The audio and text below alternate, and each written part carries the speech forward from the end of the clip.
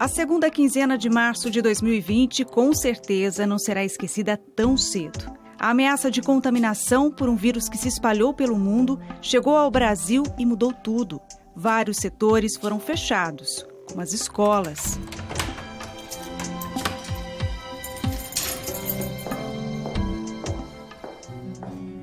Foi preciso parar de um dia para o outro. É muito complicado, porque o professor ele trabalha com a questão do planejar, né? A gente sempre está antecipado ao tempo. E a gente não tinha mais plano nenhum.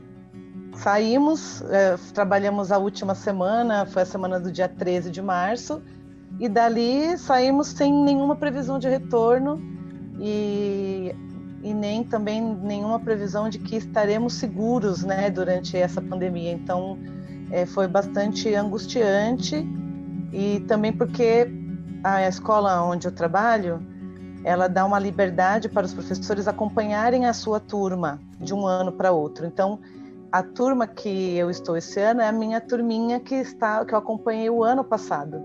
Então, eu tinha todo um planejamento para como seria esse último ano deles na escola.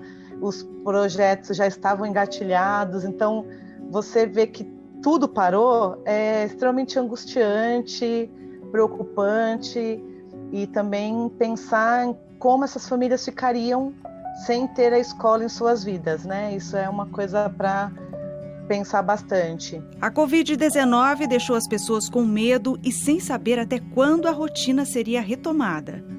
Nós não imaginávamos que ia ficar tanto tempo, né? Ninguém tinha noção do que era essa doença, do que ela poderia causar nas pessoas, né?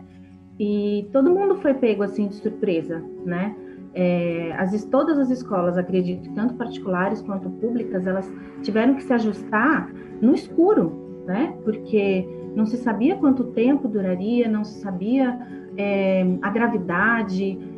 Estamos aí assim quase 5 meses, né, nessa situação. Então, realmente foi difícil, e a gente teve que fazer o possível, né, porque a faixa etária que a gente trabalha, ela é muito sinestésica, né, ela precisa da presença do outro, ela gosta do toque, ela gosta dessa interação e ela precisa dessa interação, né. Então, como é que a gente ia fazer isso? Como é que a gente ia fazer isso à distância, né? Com crianças tão pequenas e que ficaram coisas de 1 mês na escola.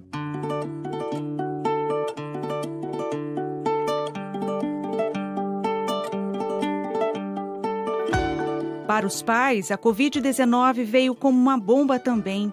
Aquela rotina organizada deu lugar ao caos. E administrar a vida pessoal e a vida escolar dos filhos em casa e, ao mesmo tempo, deu trabalho. Então, desde o primeiro momento que as aulas pararam, a gente já comprou kits de materiais, a gente comprou tinta, canetinha, livros de colorir, livros de escrever, livros de conta, né? De adição, subtração que ele está aprendendo, para não parar essa questão do aprendizado. Então, nossa primeira adaptação foi com relação a isso, a comprar materiais, trazer isso para dentro de casa, para a gente continuar estimulando o estudo dele agora em casa.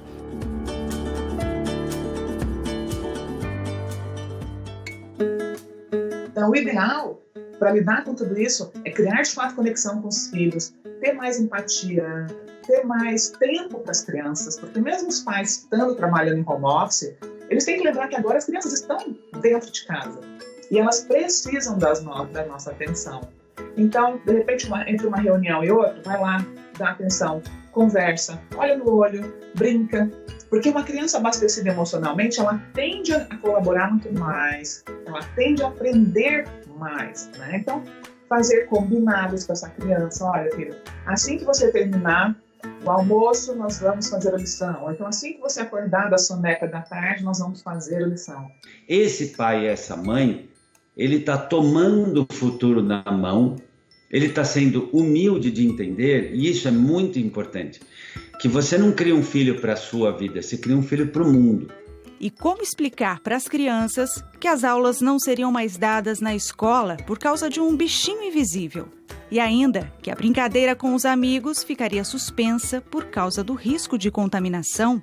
E por que você está tendo aula aqui na sua casa? Porque por causa do coronavírus. Eu tive criança que perguntou por que não estava indo para a escola.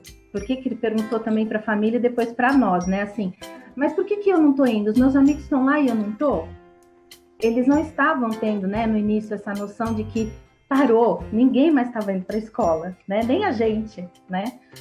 Então, eu achei que a videochamada e o fato da gente estar conversando com eles ajudou a perceber que não era só com eles, né? Então, nessas videochamadas que a gente tem tentado, vamos tentar criar um vínculo maior. Essa escola estadual, Ministro José de Moura Rezende, em Caçapava, no interior de São Paulo. Por causa da pandemia, os alunos não circulam mais por aqui. Então, a escola está passando por reforma, ganhando uma cor. Também não se ouve mais os gritos, as empolgações da hora do intervalo. Mas a expectativa é que logo, logo tudo volte ao normal e a presença física volte a dar vida para esse lugar. Enquanto isso, dentro da sala de leitura desse colégio, estão guardadas as melhores histórias já contadas pela professora Lucimara. Cada livro ocupava um momento especial na rotina dos alunos. E justo quando eles estavam mais atraídos pelos contos no papel, o celular virou um dos principais aliados da educação. E aí? Como que eu ia fazer? A nova ferramenta é o celular. Então foi um grande impacto. E você reverter essa fala com os seus alunos, nós já tínhamos aqui um grupo bom e assíduo de leitores, é uma coisa muito delicada. Tinha que ser um trabalho feito com muita didática, muita cautela. A primeira coisa que eu fiz foi pensar o seguinte: os meus leitores assíduos vão ser os meus principais parceiros. E eu criei um grupo no WhatsApp, convidando esses leitores a serem nossos monitores. Então, a partir de hoje, todos os PDFs que a tia conseguir pesquisar e disponibilizar para vocês do domínio público, vocês vão ser os corresponsáveis por espalhar esses PDFs entre os colegas de vocês. Deu tão certo que o projeto foi além e a escola ganhou um jornal feito por alunos em casa. Uma aluna foi a nossa âncora, eu treinei a Júlia via WhatsApp, montamos o roteiro, mandei para ela todas as falas e nós fomos encaixando. Então esse jornal ele trouxe a história da escola, que se chama Memorando. E a gente acabou fazendo uma homenagem ao Moura Rezende. Nós temos também a resenha do Rezende. Qual é a resenha da semana? O que está pegando? Temos o clique do Rezende, a foto de um momento, de uma festa, de uma situação. E consegui parceria com vários profissionais e eles trouxeram dicas para o momento, né, de pandemia, dicas de saúde, profissionais da educação física, profissionais da psicologia, profissionais do direito.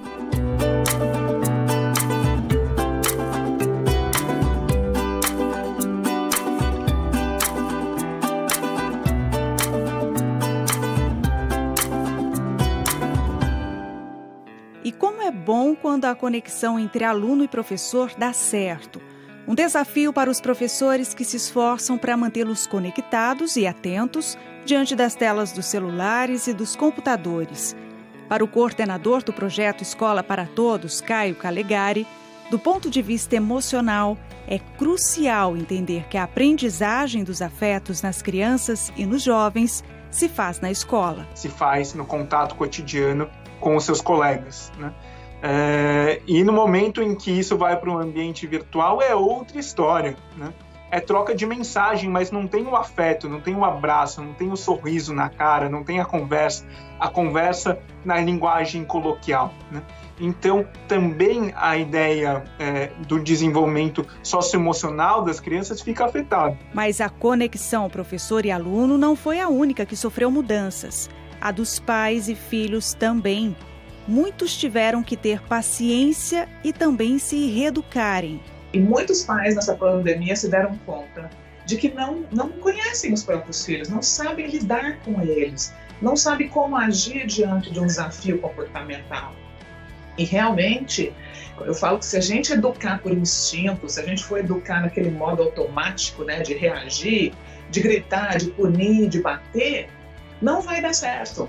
Porque essas atitudes autoritárias convidam a criança a se rebelar, a sentir raiva. Então, o ideal é que a gente aprenda de verdade, puxa, como é que uma criança funciona? Quais estratégias eu devo usar para que ela colabore mais comigo? Para que ela se sinta capaz, para que ela se sinta amada, porque a educação respeitosa se baseia nisso, né? Em você suprir as necessidades emocionais, em você colocar limites sim, porém com regras, com disciplina, com respeito, sem você usar a sua autoridade de forma autoritária, que são coisas bem diferentes, né? Os pais participavam antes? Não. A escola, ela acabou se tornando a única ferramenta de aprendizado, né? E competia a ela a formação integral de uma criança.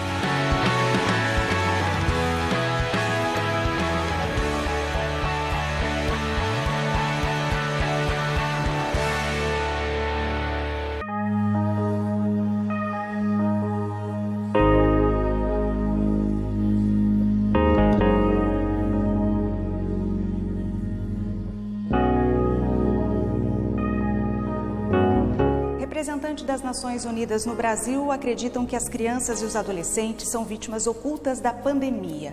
Por causa do novo coronavírus, 1,5 bilhão de estudantes em 188 países estão sem acesso à escola. Esse dado é do Fundo da Nação Europeia no Brasil.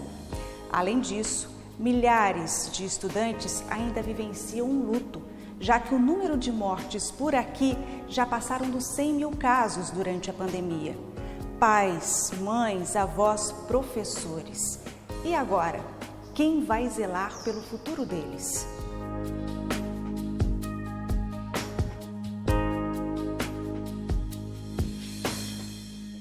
E com as crianças em casa, há uma outra preocupação. Tem uma surpresa geral, porque a nossa tese era de que, de fato, você teria um aumento bastante significativo com relação à violência física contra as crianças, né? Porque elas são vítimas dos dois responsáveis, digamos assim, quando existe, né? Ou de um único responsável na casa que ela convive, né? Mas ela estaria indo nas duas situações por conta de estresse, desse movimento, né? Daqueles que têm a possibilidade de trabalhar em casa, ou que perderam o seu trabalho nesse período, né? Então, tudo isso gerou aí, a gente já sabe, né? Gera um aumento no consumo de drogas, né? Principalmente com relação ao álcool, e aí o estresse, essa depressão, esse movimento, né, de isolamento, né, seria canalizado, né, de uma das figuras dos elos mais fracos ainda desse grupo familiar seria a criança ou adolescente, né? Por muito tempo a sociedade ela nega essas práticas criminosas, né? Eu sou o responsável por essa criança, portanto eu sou o dono, né? E sendo o dono ele é um objeto do meu desejo, um objeto do meu controle, tem né? posse, né? Exatamente, ele não é sujeito de direitos, ele não tem integridade, ele não tem dignidade humana, né, para ser respeitada. Nessas situações, a escola tem um papel fundamental. O professor é também um olheiro. É ele quem percebe as atitudes das crianças e quando há algo diferente e que chama atenção, além de ensinar, o professor também investiga e resgata. Nós temos um programa da busca ativa, a escuta ativa, para você perceber as necessidades do aluno, do colega, da comunidade, e a busca ativa, ela funciona mais ou menos assim. Cada aluno é especial e nós precisamos saber o que está acontecendo com ele. Cada professor é responsável por 15 alunos. Eu converso, eu ligo, eu fico sabendo o que está faltando, quais são as dificuldades. Tem uma conversa direto com a família. E, além disso, nós temos o olhar do professor, né? Cada professor é responsável por 15 alunos. Eu converso, eu ligo, eu fico sabendo o que está faltando, quais são as dificuldades. Tem uma conversa direto com a família. E, além disso, nós temos o olhar do professor, né? Porque o professor é um olhar assim, eu acho que é um absurdo, porque a gente é muito amplo. E nesse momento da busca ativa e também da montagem dos grupos para os meus monitores da sala de leitura, eu percebi uma aluna que é uma apaixonada por livros e ela estava sumida. Você pode salvar uma criança, né? Eu acredito que, por flagrante, o mais, digamos assim, que funciona muito, né? A nossa polícia militar, ela, né, principalmente no estado de São Paulo, que é o que a gente mais acompanha, ela tem uma atuação bastante eficaz e está preparada para esse tipo de atendimento, né?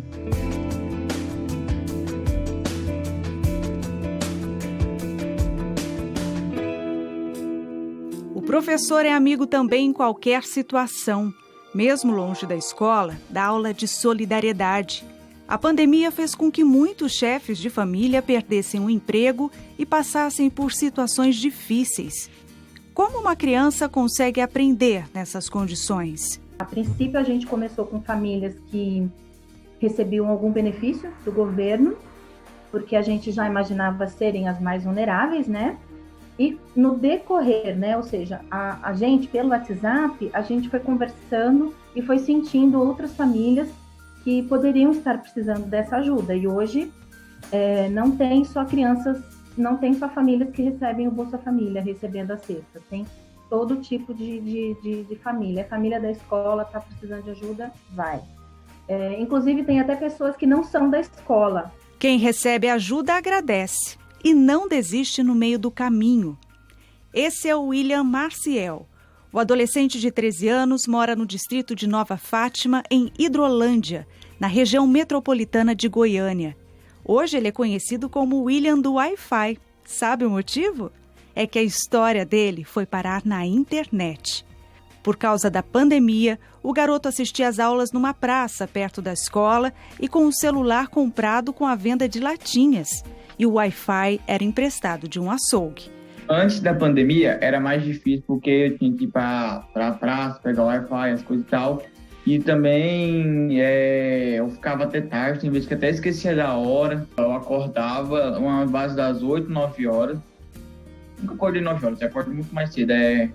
Escovava os dentes, tomava café da manhã, ficava um pouquinho em casa. Aí eu pegava as tarefas que estava precisando, eu ia para o banco da escola ou para o banco da casa de carne.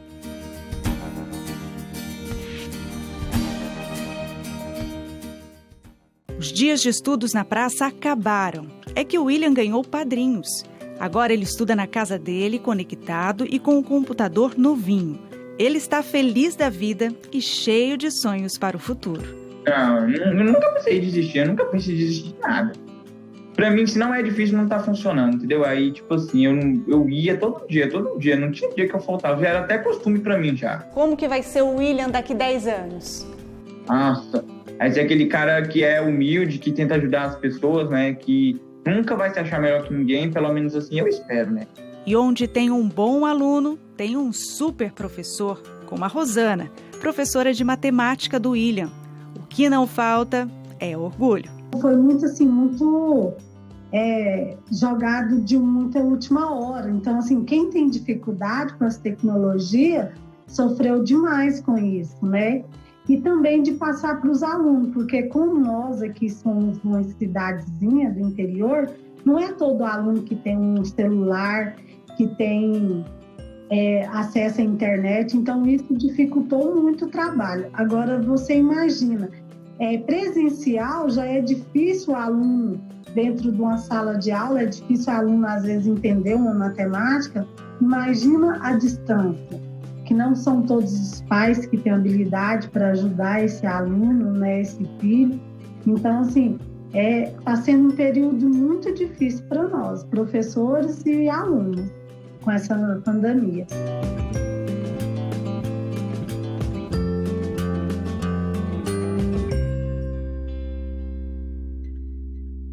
A cerca de 2.340 quilômetros da professora Rosana mora o professor Arthur Cabral. A cidade dele é Camaragibe, no Recife. O que eles têm em comum? São apaixonados pelo que fazem e se doam. O professor de ciências de 29 anos percebeu que um grupo de 20 alunos da escola onde ele trabalha não estava conseguindo acompanhar as aulas online e cumprir com as atividades. Sabe o que ele fez? Pedalou até as casas dos alunos e levou as atividades impressas. Vai muito da capacidade de cada professor de conseguir manter a atenção da criança, porque a dispersão no online é muito maior, né? Até para nós adultos, a gente está assistindo uma aula online, é muito fácil você se dispersar, imagina uma criança. Então, essa conexão depende muito da característica de cada professor, né? A iniciativa surgiu quando eu comecei a perceber que o mesmo grupo de estudantes não vinha dando feedback das atividades. Então, era sempre o mesmo grupo, aproximadamente 20 estudantes. Foi aí que eu comecei a entrar em contato com colegas, com a gestão escolar, e a gente discutiu sobre o que poderia estar acontecendo. A gestão da escola em que eu trabalho, que é a Escola Deputado Oscar Carneiro, tentou, de alguma forma, fazer o mapeamento. Foi quando eu disse, vou arregaçar as mangas, vou pegar ajuda com amigos e vou tentar chegar até esses estudantes. E chegando lá, eu confirmei que ou era falta de internet ou falta de um aparelho compatível com aplicativos para desenvolver essas atividades. Sempre que eu atendo um estudante, eu sempre converso tanto com esse estudante quanto com a mãe dele. Não chego e só deixo uma atividade, eu converso como foi a semana, se sentiu dificuldade, se tem dúvida. Se for na minha área, eu tiro essas dúvidas. Se for de outro professor, eu peço para que ele anote e eu pergunto ao outro professor. Então, existiu esse choque, essa surpresa por parte deles. Alguns ficaram até emocionados. E de minha parte, confesso que fiquei um pouco emocionado também, porque eu atendo uma escola que está localizada numa comunidade muito carente. Então, são pessoas muito humildes que eu passei a conhecer ainda mais a realidade delas. Para o professor Arthur, a pandemia vai evidenciar ainda mais o trabalho das escolas inseridas nas comunidades carentes. Eu acho que esse cenário da pandemia, ele vai trazer uma ressignificação da escola, principalmente daquelas escolas que estão inseridas em comunidades carentes. A escola é um ambiente muito maior do que apenas deixar o filho para que ele aprenda alguma coisa ali de ciências, de matemática, de português. Essa pandemia mostrou quão importante é a função social da escola. Então, na escola, os estudantes recebem 1, 2 ou até 3 merendas. Na escola existe toda a interação social. A minha atuação é muito mais de como educador, que tem empatia por esses estudantes, que acredita que a educação é a única forma de transformar a vida e o futuro desses estudantes.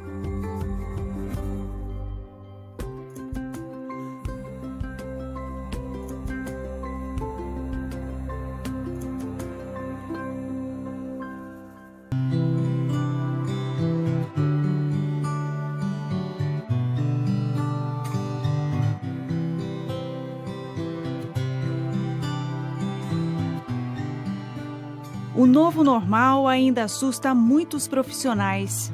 E aí, como que foi a adaptação, desse novo modelo de aula durante esse processo, desse período de pandemia? Como que foi a adaptação? É que é muito difícil, né? Como aqui, eu estou falando com uma câmera. Foi necessário tempo para se adaptar à nova rotina na educação básica, fundamental e na universitária também. Imagina para um professor cheio de projetos encontrar uma sala vazia e corredores sem alunos, sem projetos. É um sentimento assim ruim que a gente tem tentado se adaptar, né? E quando iniciou a pandemia, nós achávamos que seria um período curto, né? E nós estamos aí, finalizamos agora no dia 31 de julho o nosso semestre aqui na USP de Lorena, desde março de maneira não presencial. Então nós que somos, né, funcionários, professores, que vez ou outra a gente vem aqui deparar com o campus vazio, as salas de aula vazia, dá um sentimento de uma nostalgia bastante grande, né? Porque nada substitui, na nossa concepção e na concepção da Universidade de São Paulo, o ensino presencial, né? O networking dos alunos com outros alunos de outros cursos, com professores, né? Troca de experiência. Exatamente.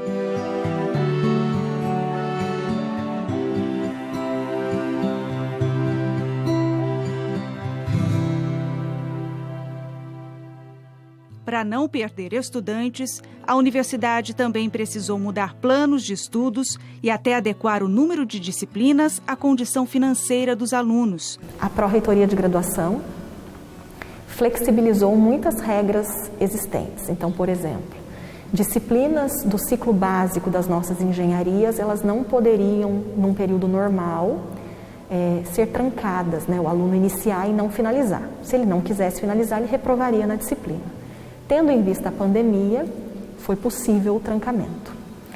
O aluno, por exemplo, ele não, numa situação normal, ele não pode fazer menos que 12 créditos de disciplinas, em disciplinas. Isso também foi flexibilizado, isso tudo com autorização da Pró-Reitoria, concordância dos diretores de unidade e um trabalho bastante árduo da Comissão de Graduação e coordenações de curso e professores, né? Então, muitas coisas foram flexibilizadas porque nós tivemos, principalmente no início, alunos que desencadearam crise de ansiedade, nós tivemos alunos que tiveram os pais perdendo o emprego, né? E aí não sabia mais como ia fazer para pagar o aluguel. Então, essa flexibilização foi no intuito de dizer assim para o aluno, olha, você está fazendo 5 disciplinas e não está dando conta dessa forma, você pode trancar 4, faz uma, né? Tudo isso para fazer com que o aluno não desistisse do curso. A conexão aluno e universidade é fundamental no momento de crise. O Irlon está no 4º semestre de Medicina Veterinária em uma faculdade particular e levou tempo para se acostumar com o novo formato de aula. Ele mora na zona rural de Lorena, interior de São Paulo, onde a internet também não chegava. Eu não cheguei a parar até porque começou tudo online, né? E aqui, pelo menos o 3G a gente tinha para usar, eu acompanhava pelo celular, eram aulas ao vivo, por vídeo, né? Então consegui acompanhar bem. Aí a faculdade me emprestou um notebook, não tinha nem loja aberta para comprar, esperar chegar pela internet, fica mais complicado. Foi onde que eles me emprestaram o notebook. De segunda a quinta-feira ele acorda cedo para acompanhar as aulas no computador. E na sexta-feira faz as atividades. O sonho dele é trabalhar com o gado de grande porte. Por isso, não vê a hora de começar a fazer as aulas práticas. Por causa da pandemia, a aula presencial foi substituída pela aula no computador. Os laboratórios também foram adiados. Mas assim que a aula do Irlon acaba, ele tem outra maneira de estudar. É só abrir a porta da casa dele que ele tem esse laboratório a céu aberto. Ele vai direto, mexer com os animais que são dele. Dessa forma, ele consegue aprender um pouquinho enquanto ele não pode voltar para a faculdade.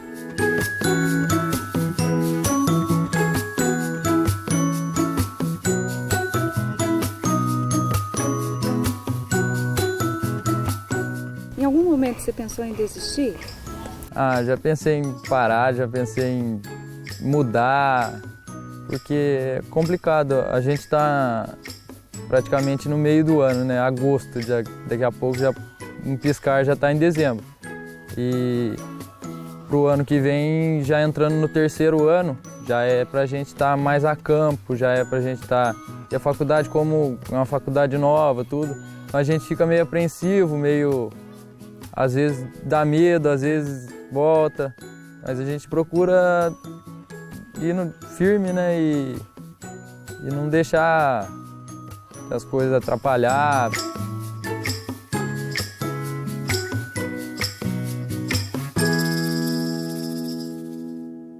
Então, de novo, a gente está numa hora de ter muita humildade, de ter muita gratidão, de parar e pensar assim, eu tenho um computador, eu tenho comida, eu tenho uma cama para dormir, eu tenho saúde, eu tenho um coração batendo dentro de mim. Então, o que eu estou fazendo do meu tempo? Que competências eu estou criando? Né? De repente eu posso conversar com o coordenador do meu curso e pesquisar quais são as competências. Somente para o jovem que acha que ele dá conta de tudo, né? É um pouco pensar que a gente não dá conta de tudo, existe uma realidade, um contexto que apresenta possibilidades, mas também coloca limites. Isso também frustra um pouco, como você colocou, né? Mas acho que é emergir dessa experiência de frustração e tentar pensar um pouquinho. O que eu posso fazer diante dessa situação? Como as escolas tiveram que investir. Veja, a escola na educação básica, ou mesmo na educação superior, habituada ao presencial, não tinha toda uma tecnologia que passou a ser necessário com o remoto, né? Então, há uma necessidade, né? Veja, os meios de comunicação, eles melhoraram muito.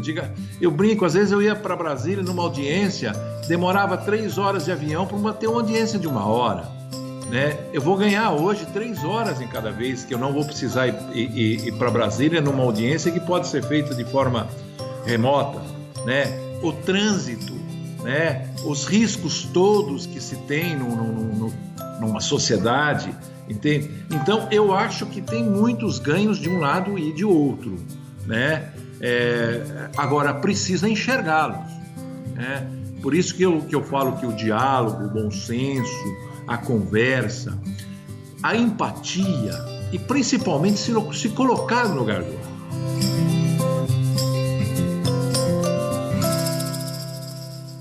Que a vacina está mais perto, isso todo mundo já sabe. Agora, quando ela estará disponível para todo mundo ainda é uma dúvida. Outra questão importante também é como vai ser o recomeço das aulas, principalmente para a educação básica. Será que vai ser presencial ou vai continuar pela internet? E aí a dúvida dos pais e professores é qual material que eles vão usar quando voltarem para a sala de aula. Vai ser o papel, o livro, a caneta ou o computador e o celular?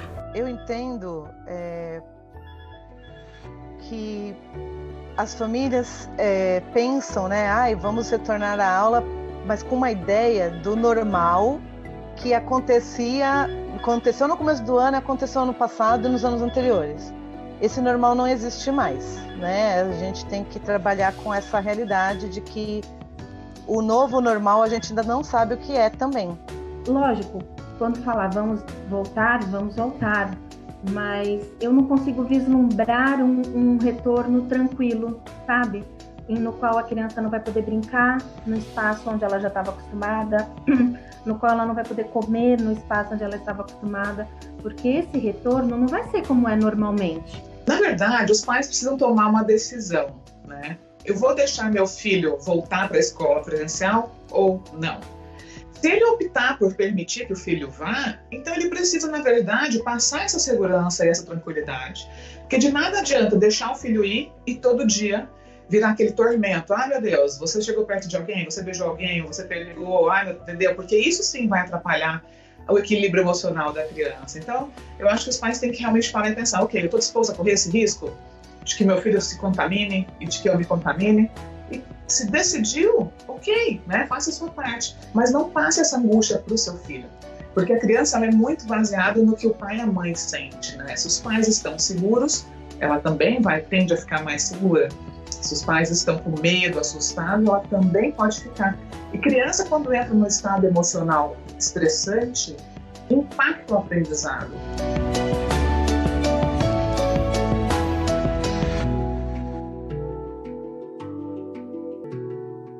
Cinco meses, 125 dias longe da sala de aula, do bate-papo com o professor e com os amigos, do parquinho, da aula no laboratório. E o que podemos tirar de tudo isso? Qual o lado bom dessa história? Eu entendo que a dificuldade está muito grande. Eu entendo que o que vocês mais queriam nesse momento era estar perto dos amiguinhos, das amiguinhas, dando continuidade às relações sociais que foram construídas, mas nós iremos voltar melhores. E de alguma forma nós iremos voltar melhores. Nenhum professor está desistindo de vocês.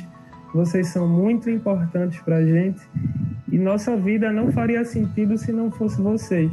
Mesmo que a vacina venha e o medo desse vírus tão violento seja atenuado, a pandemia ficará sempre na memória dessa geração com um legado importante. Não é um ano perdido, porque é um ano em que alunos, professores, as equipes de gestão escolar e também as famílias se dedicaram, vêm se dedicando amplamente para garantir as condições de aprendizagem, mesmo em cenários que são cenários adversos. Como que vai ser a minha sala de aula no ano que vem? Eu acho que ela vai estar cheia de adolescentes conscientes da importância que esse espaço tem, da importância que a educação tem.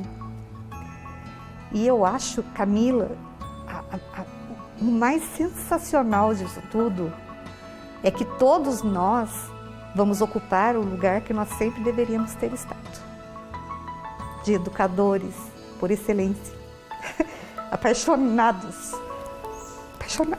A escola ela pode ter um prédio lindo, mas se ela não tiver aluno, ela não é escola, ela não é nada.